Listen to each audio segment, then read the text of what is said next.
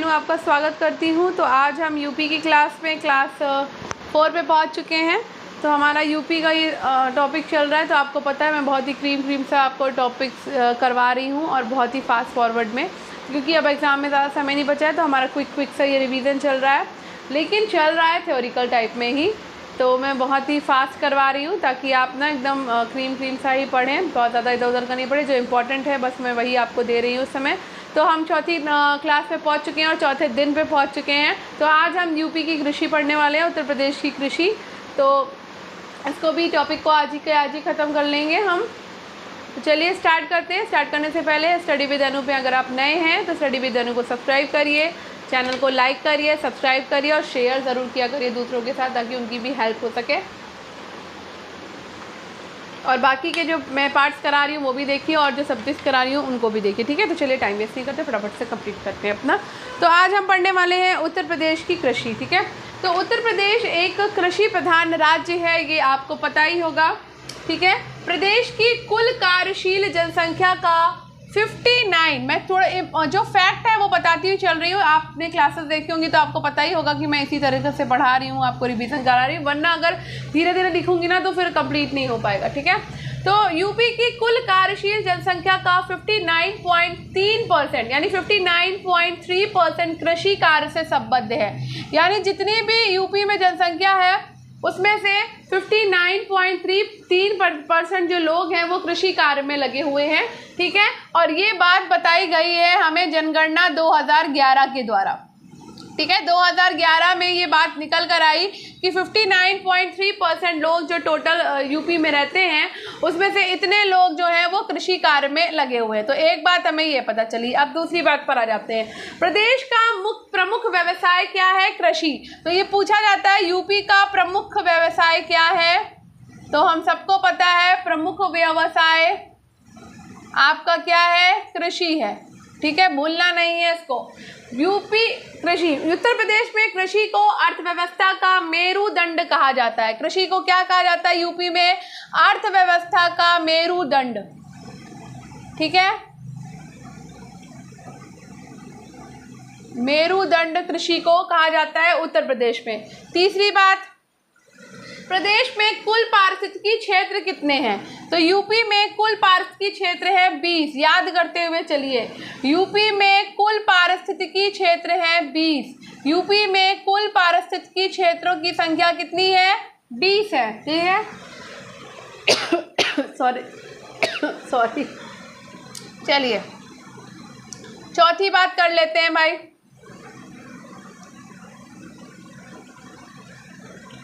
चौथी बात करते हैं कि प्रदेश, क्वेश्चन आता है कि यूपी में कुल कृषि जलवायु क्षेत्र कितने हैं? तो कुल कृषि, ये याद कर लीजिए, ये इंपॉर्टेंट है। उत्तर प्रदेश में कुल कृषि जलवायु क्षेत्र है 9। उत्तर प्रदेश में कुल कृषि जलवायु क्षेत्र है 9, ठीक है। उत्तर प्रदेश में कुल मृदा समूह क्षेत्र, कुल मृदा समूह क्षेत्र है उत्तर प्रदेश में 8। कुल मृदा समूह क्षेत्र है उत्तर प्रदेश में 8। कुल मृदा समूह क्षेत्र है उत्तर प्रदेश में 8, ठीक। प्रदेश में औसत जोत आकार कितना है? तो उत्तर प्रदेश का औसत जोत आकार है 0.76 हेक्टेयर। उत्तर प्रदेश का औसत जोत आकार है 0.76 हेक्टेयर, ठीक। उत्तर प्रदेश का औसत जोत आकार है 0.76 हेक्टेयर। प्रदेश में शस्य गहनता 155.89% है, ठीक है। यूपी की शस्य गहनता कितनी है? ये भी क्वेश्चन आता है, यूपी की शस्य गहनता कितनी है? तो यूपी की शस्य गहनता है 155.89%, जो कि 2012-13 से लिया गया है। ये पता चला है 2012-13 की उसके आधार से शस्य गहनता बताई गई है 155.89%, ठीक है। उत्तर प्रदेश में भारत की कुल कृषि भूमि का 15% कृषि भूमि उपलब्ध है। तो उत्तर प्रदेश में कितनी कृषि भूमि उपलब्ध है पूरे भारत की? तो पूरे भारत की उत्तर प्रदेश में कृषि भूमि कितनी है? 15% कृषि भूमि है उत्तर प्रदेश के पास, ठीक है। पूरे भारत की कुल कृषि भूमि का 15% कृषि भूमि उपलब्ध है, ठीक है। जनसंख्या में तीव्र वृद्धि के कारण जोतों का आकार निरंतर घट रहा है, ठीक है। जनसंख्या वृद्धि के कारण क्या हो रहा है? जोतों का आकार घट रहा है। जनसंख्या वृद्धि के कारण जोतों का आकार घट रहा है। जनसंख्या वृद्धि के कारण जोतों का आकार घट रहा है, ठीक है। आकार घट रहा है। मैं आपको आज नंबर वाइज करा रही हूँ ये सारी चीज़ें, ठीक है। तो जोतों का आकार जनसंख्या वृद्धि के कारण क्या हो रहा है? यूपी में घट रहा है, ठीक है। यूपी में जनसंख्या में प्रदेश की शस्य गहनता, यूपी की शस्य गहनता निरंतर बढ़ रही है, ठीक है। शस्य गहनता क्या हो रही है? यूपी की शस्य गहनता निरंतर बढ़ रही है, ठीक है। तथा लघु व 5/95 किसानों की संख्या घट रही है, अर्थात सीमांत कृषकों का प्रतिशत लगातार बढ़ रहा है, ठीक है। यूपी में देश में कुल क्रियाशील जोतों में सर्वाधिक संख्या में क्रियाशील जोतें उत्तर प्रदेश में हैं, ठीक है। तो सर्वाधिक क्रियाशील जोतें कितने हैं? भारत में कुल क्रियाशील जोतों में सर्वाधिक संख्या क्रियाशील जोतों में किसकी है? यूपी की है आपकी, ठीक है। यूपी की है। ये सुनते भी कुछ चीज़ें जाइए, सारी चीज़ें नहीं लिख पाऊंगी। अब हम बात करेंगे कृषि नीति योजनाएं और कार्यक्रम की, ठीक।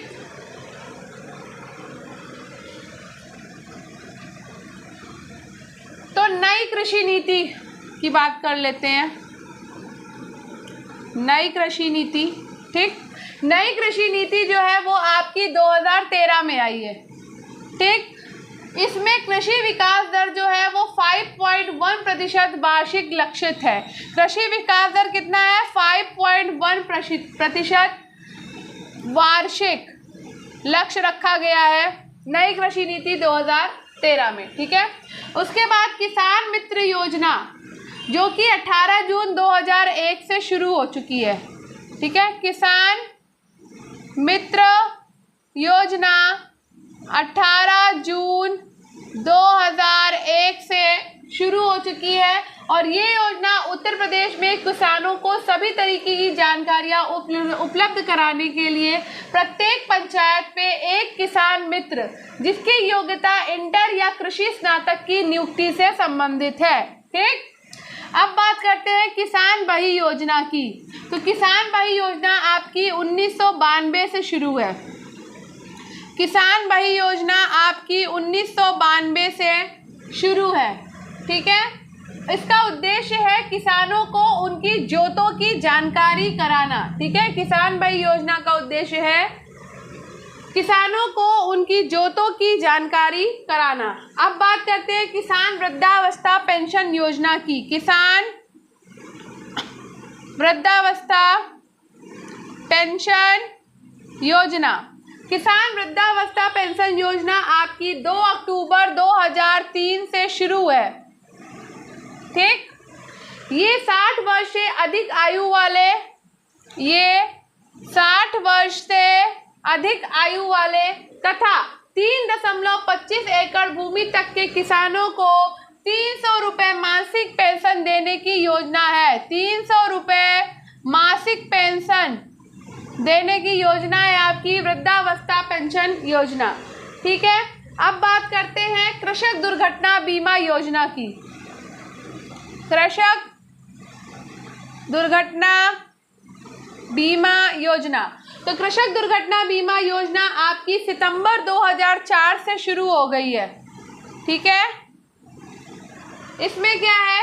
ये 12 से 70 आयु वर्ग के किसानों के लिए है। ये 12 से 70 वर्ष के किसानों के लिए है। इस योजना में आच्छादित किसान की किसी दुर्घटना में मृत्यु होने पर 5 लाख रुपए की क्षतिपूर्ति मिलती है। कितना मिलता है?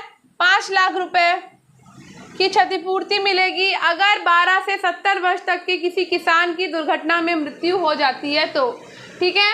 राज्य कृषि विभाग कृषि की समसामयिक समस्याओं के निराकरण और तकनीकी ज्ञान में वृद्धि हेतु कृषि चिंतन नामक मासिक बुलेटिन का प्रकाशन करता है। तो बात करते हैं कृषि चिंतन।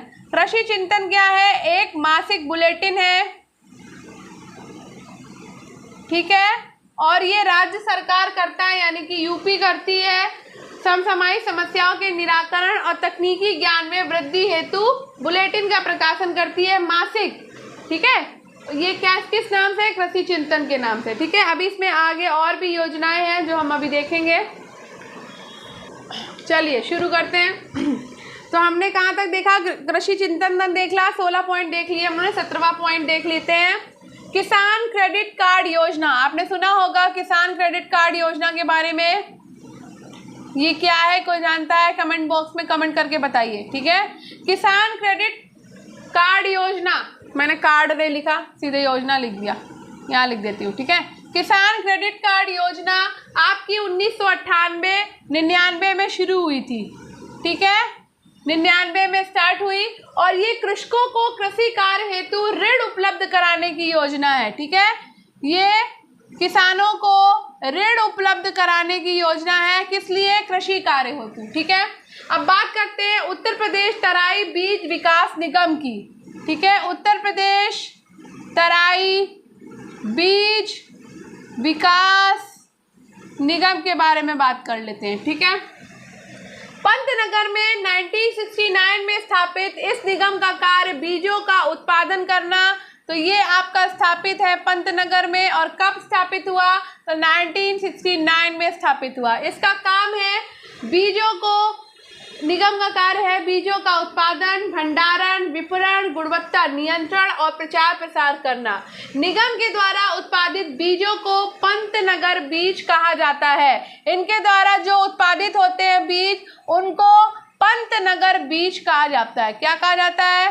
पंतनगर बीज के नाम से यहाँ के बीज जो है वो बुलाए जाते हैं, ठीक है। अब बात करते हैं जीवन ज्योति परियोजना की। जीवन ज्योति परियोजना, ठीक है। ये आपकी जीवन ज्योति परियोजना जो है वो अक्टूबर 2008 से शुरू हो चुकी है। इसका उद्देश्य है नरेगा के अंतर्गत अतिरिक्त रोजगार के अवसर सृजित कराना। इस योजना में प्रदेश के उसर, परती, बंजर आदि भूमि पर बायोडीजल पौधों, जेट्रोफा और करंज का रोपण किया जाता है। किसका? बायोडीजल पौधों का। कौन कौन से? जेट्रोफा, जिसके बारे में हम पॉलिटी में पढ़ चुके हैं, आप जाकर देख सकते हैं वहाँ पे क्लासेस में। और करंज की बात हो रही है, ठीक है। फिर से बता देती हूँ, नरेगा के अंतर्गत अतिरिक्त रोजगार के अवसर सृजित कराना जीवन ज्योति परियोजना का काम है, ठीक है। ये योजना प्रदेश के उसर, परती, बंजर आदि भूमि पर बायोडीजल पौधों, जेट्रोफा एवं करंज का रोपण किया जाता है, ठीक है। प्रदेश में सीलिंग एक्ट कब लागू हुआ था? तो ये भी देख लीजिए, यूपी में सीलिंग एक्ट लागू हुआ था, ठीक है। यूपी में सीलिंग एक्ट लागू हुआ था 1960 में, ठीक है। इसके तहत एक व्यक्ति के पास भूमि की अधिकतम सीमा 18 एकड़ कर दी गई, यानी एक आदमी के पास में 18 एकड़ से ऊपर भूमि नहीं होगी, ठीक है। इसके तहत एक व्यक्ति के पास भूमि की अधिकतम सीमा 18 एकड़ निर्धारित की गई है। यूपी में चकबंदी योजना,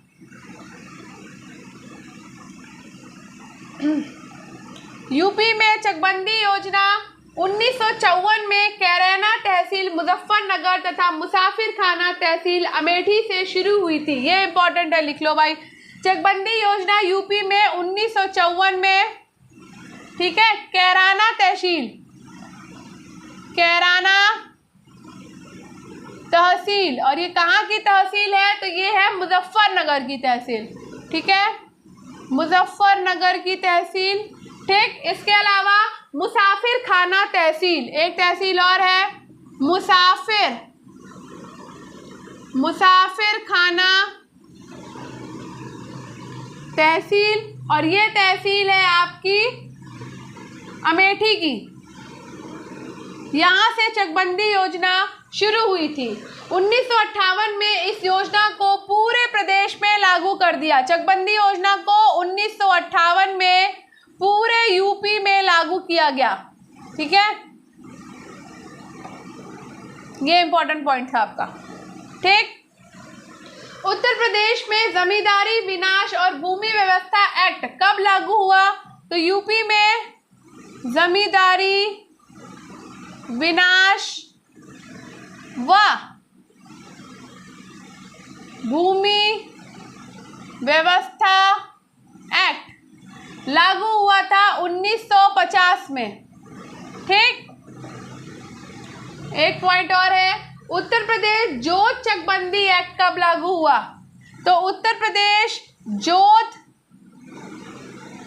चकबंदी एक्ट लागू हुआ था 1953। उत्तर प्रदेश जोत चकबंदी एक्ट 1953 और ये लागू हुआ था 1954 में। लागू 1954 में हुआ था। इसका पूरा नाम है उत्तर प्रदेश जोत चकबंदी एक्ट 1953, जो कि लागू हुआ 1954 में। उत्तर प्रदेश अधिकतम जोत सीमा आरोपण एक्ट, जो कि सीलिंग एक्ट कहलाता है।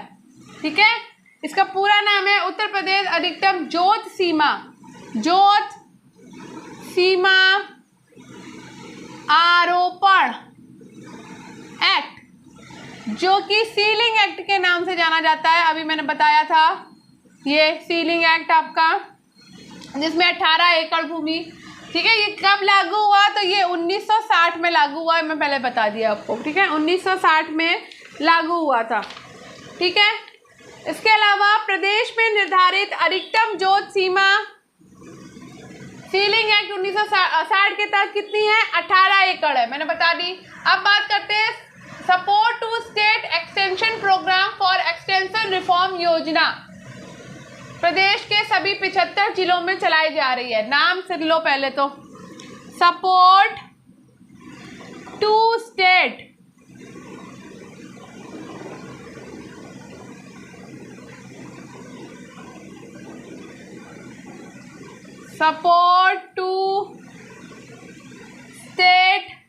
एक्सटेंशन